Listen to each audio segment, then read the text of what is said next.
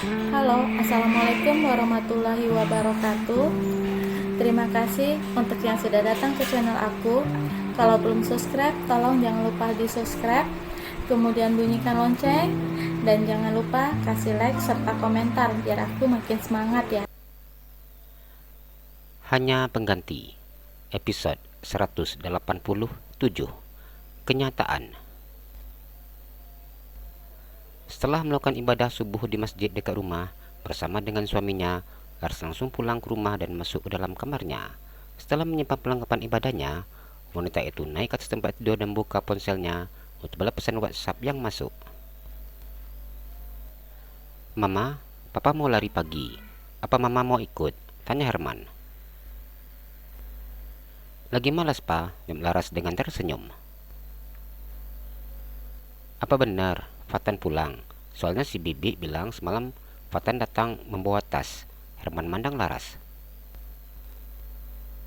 "Mama nggak tahu. Mama nggak ada dengar si Bibi cerita. Tidak biasanya Fatan pulang ke rumahnya dengan bawa tas. Di rumah ini bahkan putra bungsunya juga ada." "Ya udah kalau gitu, Papa mau cek dulu." Herman memastikan bahwa informasi itu benar. "Iya, Pa," jawab Laras. Laras melihat grup ibu-ibu sosialita yang merupakan teman-teman arisannya. Sudah banyak chat masuk yang tidak diketahuinya, karena chat itu masuk ketika ia sudah tertidur. Awalnya Laras tidak berniat untuk mengetahui isi chat, karena dia menganggap paling hanya obrolan ringan saja. Biasanya, teman yang susah tidur akan menjadi teman di tengah malam. Namun, karena melihat namanya disebut dalam percakapan, membuatnya penasaran. "Mbak Laras, apa sudah dapat kabar kalau Rina dan suaminya sekarang ditahan di kantor polisi?" Laras diam baca pesan tersebut. Berulang kali diulangnya membaca dan membaca komentar berikutnya.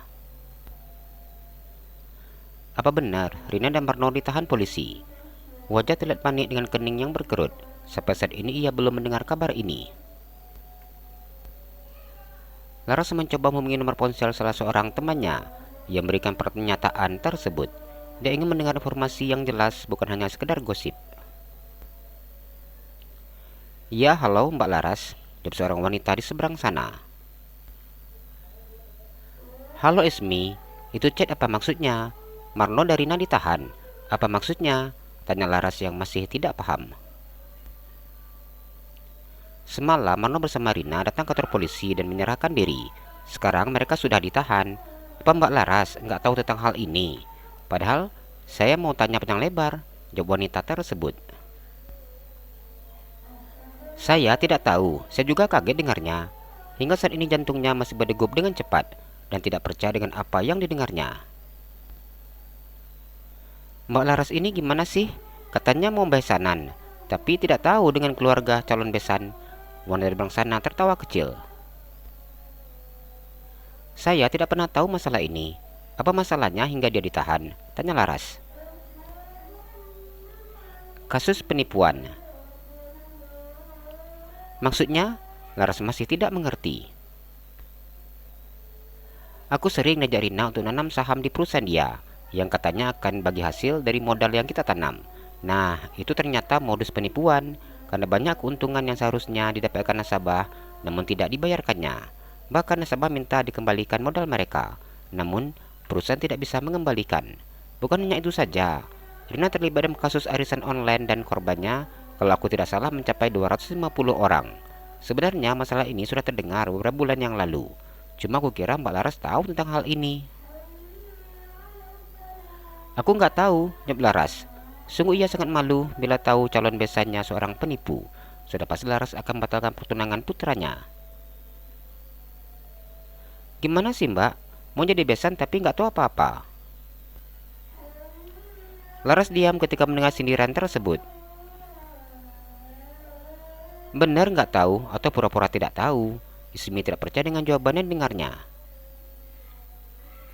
"Saya sungguh tidak tahu. Bila saya tahu, tidak mungkin saya menghubungi kamu."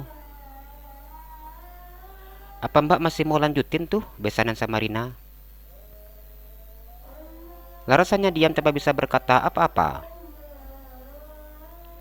"Ya udah deh Mbak, aku mau siapin sarapan untuk suami dulu," pamit Ismi. Iya, jawab Laras dengan jantung yang berdegup dengan cepat. Apa yang harus aku katakan kepada Mas Herman? Bagaimana cara aku mengatakan hal ini kepada Fatan? Kepalanya pusing ketika mendengar ini semua. Uang? Bukankah Rina, Marno, dan Emilia mendesak uang untuk acara resepsi? Apa Fatan sudah memberikan uang kepada mereka? Laras panik. Bagaimana bila putranya sudah memberikan uang tersebut? Dengan cepat ia beranjak dari tempat tidur dan langsung turun ke bawah untuk mencari putranya. Bi Ijah, Bibi. Laras memanggil ART di rumahnya dengan suara keras.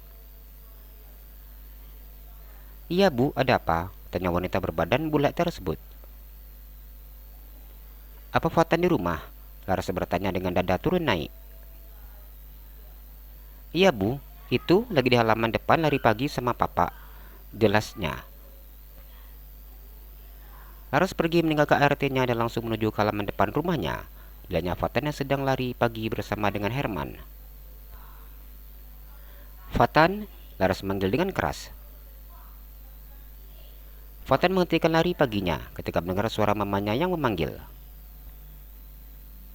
Iya ma, jawabnya. Sini, ada yang mama bicarakan. Laras cemas. Seluruh anggota keluarganya akan marah bila mengetahui hal ini.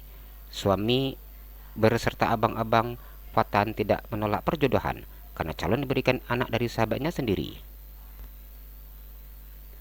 Aku mau ngobrol sama mama dulu, Pak. Ya sudah, papa juga mau istirahat. Sudah capek juga. Jawab Herman yang menghentikan olahraganya. Herman dan Fatan sedikit berlari ke arah Laras. Ada apa, Ma? Tanya Fatan ketika sudah berdiri depan wanita yang melahirkannya. Apa kamu sudah memberikan uang kepada Emilia? Laras langsung bertanya ke inti permasalahannya. Uang untuk resepsi? Tanya Fatan. Laras menganggukkan kepalanya. Mam minta Fatan untuk kasih. Terus ada apa? Herman memandang istrinya. Laras diam. Ia bingung harus berkata apa. Herman mana istrinya dengan kening yang berkerut. Kakinya terasa lemas, tidak bisa dibayangkan olehnya bila Fatan sudah memberikan uang kepada keluarga Rina. Kita ngobrol di teras saja, Ma, aja Fatan. Baru wajah mamanya yang pucat membuatnya cemas. Iya, jawab Laras. Herman, Laras, dan Fatan duduk di kursi santai yang berada di teras. Ada apa ini? Herman mana istrinya yang berpindah ke arah putra bungsunya. Laras diam dan takut bila suaminya marah. Mama akan jelaskan, Pak. Jawabnya dengan terbata-bata. Herman diam dan merasakan firasat yang tidak enak ketika melihat wajah istrinya tampak panik seperti ini. Mama, tolong jelaskan dulu, ada apa ini? Mama minta maaf, Pak. Mama juga baru tahu. Laras meneteskan air matanya. Baru tahu apa? Tanya Herman. Tata Rina dan juga Marno. Ada apa dengan mereka? Jawaban yang diberikan oleh istrinya semakin membuatnya tidak puas. Mama akan jelaskan, Pak. Tapi Mama mau tanya dulu ke Fatan. Uang itu sudah dikasih belum ke Emilia? Tanyanya lagi. Fatan diam mendengar pertanyaan dari mamanya. Apakah Emilia sudah menghubungi mamanya atau mamanya sudah mendengar informasi tentang Rina dan Marno? Jawab, Laras sedikit mengeraskan suaranya. Wanita itu sudah tidak sabar ingin mendengar jawaban dari Fatan. Jalan-jalan ke Pekanbaru, jangan lupa beli sepatu. Kalau kamu suka channel aku, please subscribe aku. Terima kasih.